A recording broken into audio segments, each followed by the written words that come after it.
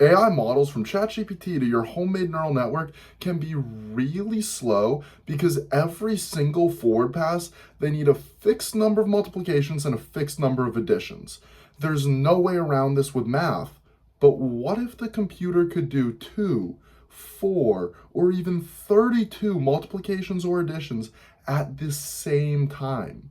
Turns out they already do, and it's called SIMD. Let's get into it. For those of you who don't know, a matrix dot product is basically when you take two 2D arrays or matrices, whatever you want to call them, multiply each row of the first one by each column of the second one. And what you really need to know about this is there's a lot of multiplication, a lot of addition, and it comes out to n cubed runtime. To start us off, I made this dot product in the forward pass of my AI library. It'll be a good baseline of how fast it can run without SIMD, and it runs right now in about 1/4 of a second. Before we can use SIMD, we gotta understand it. SIMD is just an acronym for single instruction, multiple data, or do one thing on multiple numbers at the same time.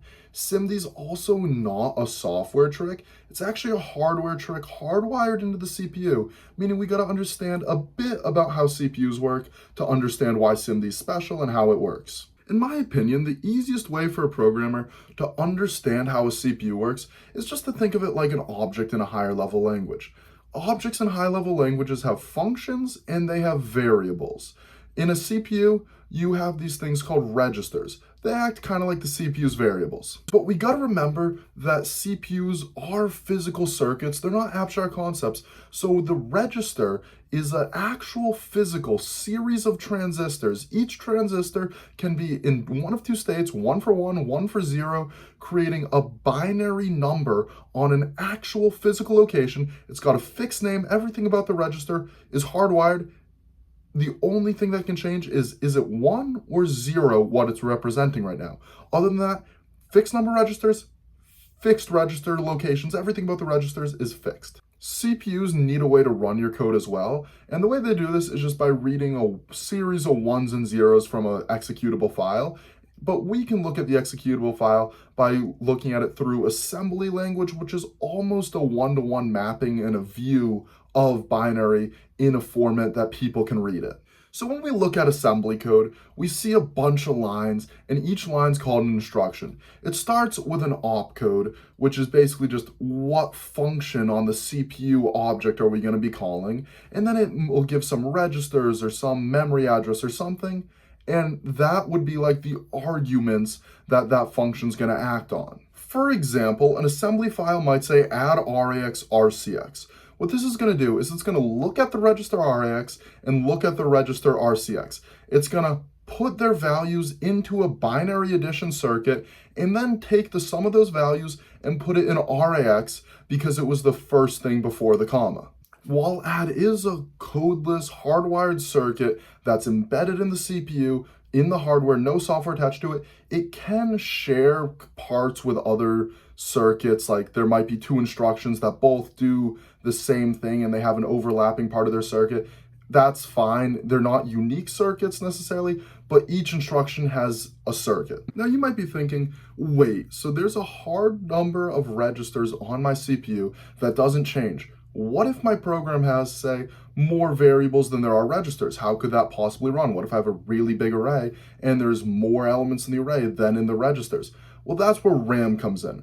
RAM basically acts as massive storage for all the stuff you want to store, all your variables, everything like that goes to RAM.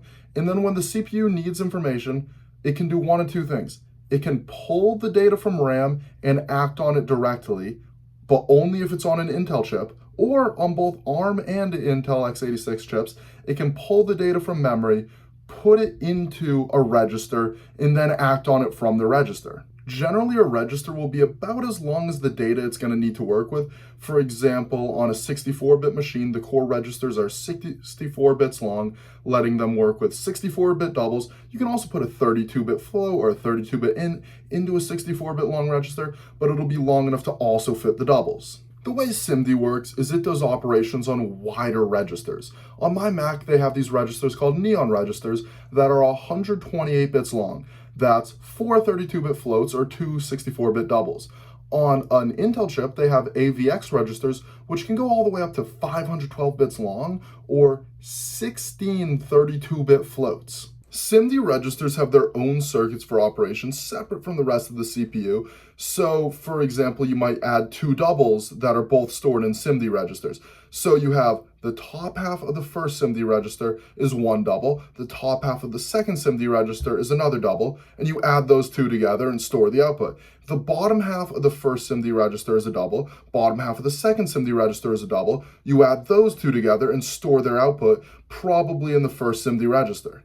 Think of it like having two vectors, one with a certain number of numbers and the other with the same number of numbers, and I can do operations on the numbers of the first one and the numbers of the second one. Like I can add the two of them together and it will add each element at each index. So the first two elements get added to each other, the second two elements get added to each other, and so on for both vectors to create a new vector of the same length with the same number of elements. That's the sum of each elements at its respective positions. Just pause for a second and think about how powerful that is. If I were using 32-bit floats instead of doubles, all of a sudden that's 4 numbers being added at once. If I were using an Intel machine with AVX 512, all of a sudden that's 16 numbers being added at the same time. In my case, we only get something that can be up to twice as fast, but twice as fast is still a massive improvement. Let's go back to my code and add in some SIMD. Basically, the way you do this is you import the Apple ARM Neon header, and then you go and you use the variable data types from that header, which are more just ways to tell the compiler, okay, use a SIMD register for this and treat it like two doubles. And then you use the functions from that header, which are also more just ways to tell the compiler, instead of doing a regular add, use this specific SIMD adding circuit or whatever the instruction you want to use is. And that's how you just add SIMD to your code. I added SIMD, compiled it, ran it, and basically no speed boost. I had ChatGPT generate me a long SIMD dot product. I tried that, not really much of a speed boost. I tried a bunch of different things, and I couldn't get any speed boost no matter how I worked in SIMD that was more than, say, 10-20%, which isn't great for something that's supposed to be, in theory, almost twice as fast. This is where I kind of realized I'm at a C++ debugging boundary. Maybe it's a skill issue and a better programmer would know how to do it, but I am not going to be able to find out why my SIMD is not going faster by looking at C++. I'm going to have to open up my code as a compiled binary and look at it in assembly language. So I went into my terminal and I used a command called objdump, which basically, after given a file path, will open that path as a binary file, translate it into assembly instructions, because remember, assembly is basically a one-to-one mapping of binary, and then spit that out onto the screen. But now I needed to find where my loop was that was actually doing the matrix multiplication and where the SIMD was, which actually wasn't hard because, one, it was the only SIMD instructions in the whole binary.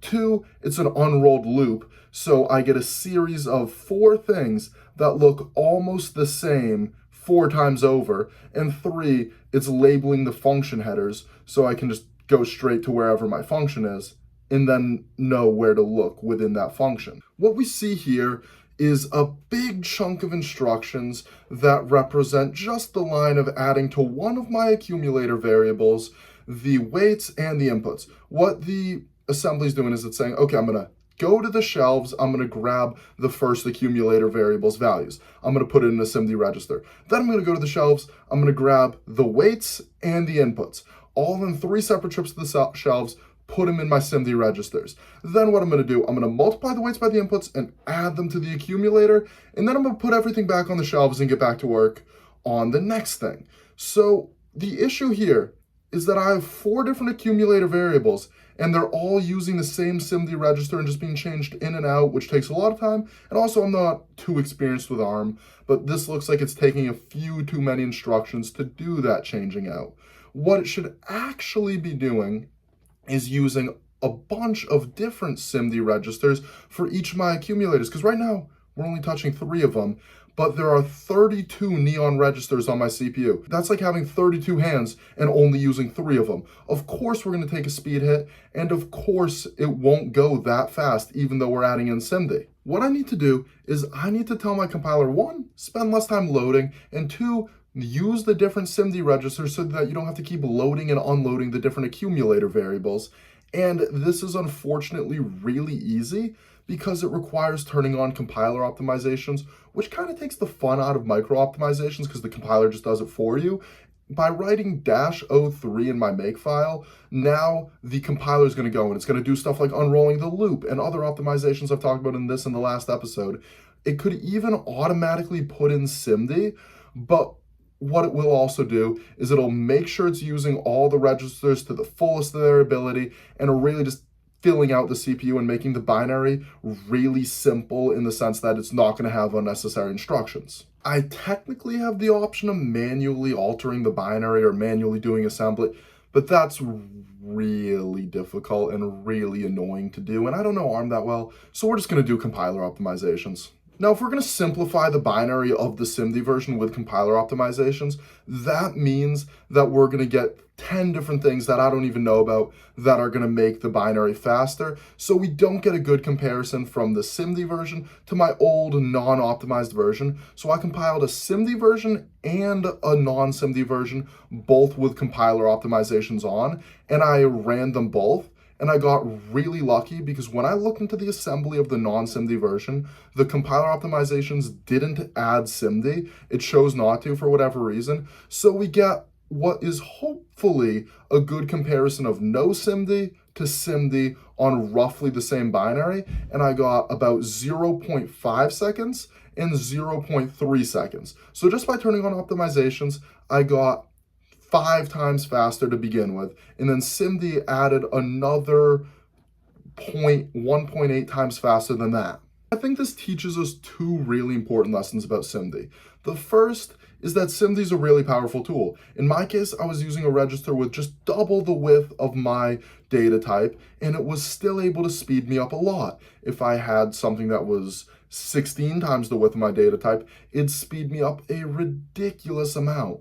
But also, we gotta keep in mind that SIMD's only as powerful as the rest of the program it's in. If you write a bunch of really bad code, or even if your compiler doesn't optimize everything really well, then you're not gonna get the full benefit of SIMD. Maybe it's a bit faster, especially if it's a really wide register compared to your data type, but you should still be focusing on optimizing your code in other ways before you go straight to SIMD or after, but just make sure that your code is good and you're not just writing a bunch of really bad code that happens to go through a SIMD register. Finally, it was time to test my code against BLAS again.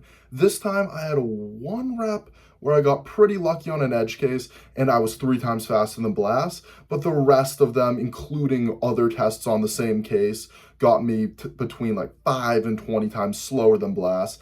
And the main thing still slowing me down that BLAS uses is multi-threading. That's what I'm going to be implementing in the next episode of this series. So if you stayed this long for SIMD, you'd like the same episode on multi-threading. So subscribe and come back next time when I do it for multi-threading.